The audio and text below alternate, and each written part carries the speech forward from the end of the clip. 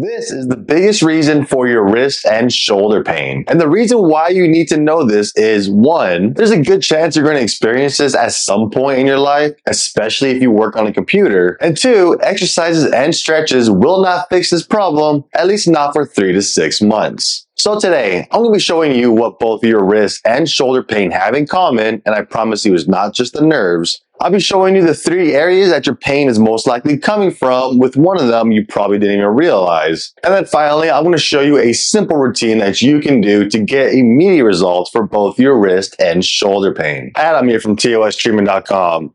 Now, being a trainer turned into a sports massage therapist, I'm able to see the body from different angles. And with that said, there are several things that come into play with both your wrist and shoulder pain, with the first one being the most obvious, and that is your nerves. You see, those nerves that run into your shoulder and into your wrist, well, they're pretty much the same nerves. They're just called something different based on the location. But for the most part, when it comes to your nerves, they're all coming from the main branch. Think of it like a tree system with the roots, right? You have the main trunk, which is the spinal cord, and then you have it branch off into smaller areas throughout the different trees and whatnot, trying to find nutrients. Well, whatever. The whole point here is the trunk here is your nervous system, and it branches out, making it smaller and smaller so it can get into the arm, get into the wrist, fingers, and whatnot.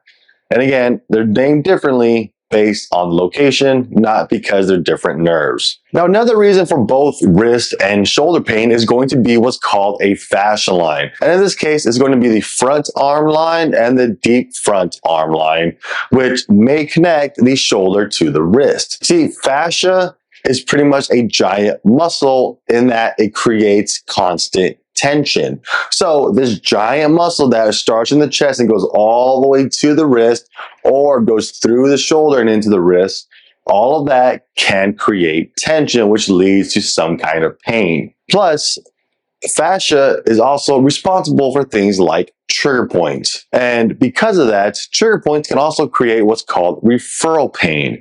So for example, a trigger point in the shoulder can also create pain in the wrist because it is referring pain there, meaning you have it here, but you feel it's here. And I do believe that is because it follows those fascia lines. Now, this does bring me into the next part of this video, which is going to be the different areas that can create your tension, can create chronic pain, where you feel it in both the shoulder and the wrist. With the first one actually being a deep bicep muscle called the Corico Brachialis. Technically, this is not a bicep muscle. It is more of a shoulder muscle that is located in the bicep. And every time you lift your arm up, every single time to type on the computer, use your phone, drive to work, that muscle is going to contract.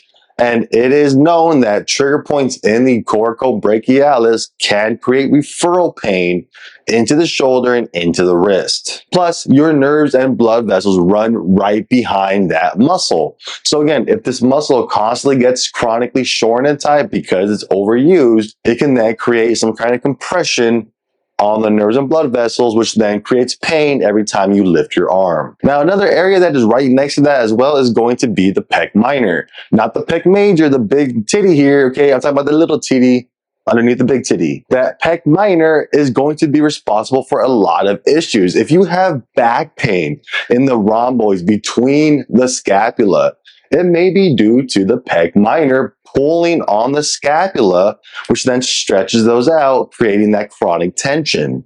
Again, these muscles are used every day whenever you are using your arms in front of the body, which is very sadly unavoidable in today's age. So again, just like the Corico Brachialis, the Pec Minor can easily get tight thanks to overuse, which then creates not only referral pain with trigger points, but also compression on the nerves and blood vessels, leading to pain in the shoulder and the wrist. And just like those other two, there is actually one more muscle that most people don't even realize can do this, and that is going to be your scalenes.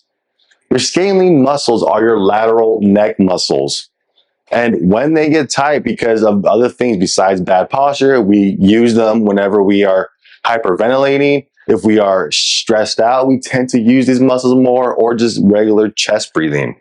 All of these will make these muscles chronically shortened and tight, which again will compress on the nerves and blood vessels coming out of them into the shoulder and into the wrist and arm. And because this is one of the biggest problems when it comes to your wrist and shoulder pain, let me give you a quick routine here so that you can get rid of that pain instantly, hopefully. Now, the first thing we want to do is locate those scalenes. And again, we can easily find them by going to the lateral side of the neck. If you're not sure, you can just rotate your head to one direction. I'm going to rotate my head to the left, which makes my right SCM pop out, not the scalenes.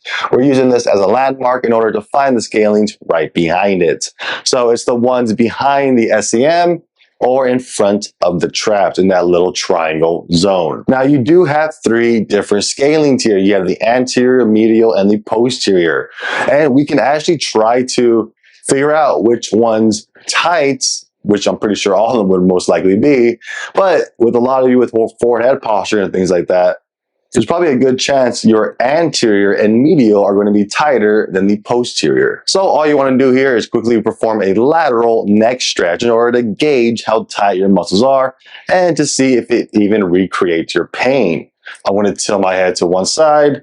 I want to hold it there for about 30 seconds because you may need to hold a little bit to recreate that pain to see if it does come back up. And what you're going to do here is just gauge yourself on a 1 through 10. On the tightness and pain level, and then of course check the other side. Now, while you're doing this, you can also do a chin tuck at the same time to do it, which will help stretch the anterior scalenes and give you a gauge for how tight the anterior scalenes are versus the medial. So medial, if I want to do the anterior, I'm going to do a chin tuck, and I'm still going to try to laterally stretch, see if it feels any different. If I want to test the posterior, I'm going to protrude my neck forward, do the same thing. This is a simple little test you can do yourself to gauge each different scalene. Now, with that said, the first technique you're going to want to do is going to be micro movements on the most tender spot you find within the scalenes. So I'm just going to simply rub around the muscle for a little bit, and when I find a tender spot that recreates my pain, feels tender to the touch, things like that, or creates pain in other areas maybe, I'm just going to simply work on that area with some good pressure. Not a lot of pressure, but good pressure enough to try to make changes. We're not rubbing the neck, we're not rubbing the skin, we're not rubbing the top of the muscle. We're trying to penetrate it a little bit in order to work on the muscle. So next up, we're going to be doing slow, deep strokes on that one area. And I want you to make sure that you are performing this by going in the direction for head to the body, north to south, from, totally forgot the anatomical words here. So here, we're trying to actually drive it down towards the body, reset, and then repeat. It's very similar to a micro movement, but now we're just pushing it in one specific direction, and we're going down specifically, so we're not pushing all that blood and all that up to the brain, and which can create headaches and maybe even other issues. And now finally, we're going to do a pin and stretch. What we want to do is pin down the most tender spots and try not to let that muscle move. But what you're going to do now is stretch the muscle out, which is going to make it elongate. Again, you're not trying to let it move though. So by pinning it down as it's trying to elongate, it's going to basically be moving underneath your finger, which is going to help strip it out. So I'm going to tilt my head a little bit towards the side I'm working on, just to kind of cheat. I'm going to give a good pressure into the neck and a little bit down. I want to go directly in because there are nerves and blood vessels. From here, I'm now just going to hold that pressure and push down as I tilt my head the other direction in order to stretch out the muscle. And the last step for this little routine is going to be stretching out these muscles. And for this, we're just going to drop our ear to our shoulder in order to stretch out the neck muscles. So in this case, I want to stretch that same side. I'm going to drop my left ear to my left shoulder, which will elongate the right of the neck. And again, if you had more tightness with the chin tucks, you can do those, or whatever one you felt was tighter, whichever one you need to work on the most, go ahead and do that specific stretch. Now, those are your simple routines, but let me give you some guidelines to make this easier and so you know how long to be working on these. For each technique, you want to do this for about 1 to 2 minutes. on each technique, not just each muscle. Just think of it like you're actually getting a real massage. I don't think you're going to appreciate someone only working on the spot that's painful or creating your pain for 1 to 2 minutes before moving on.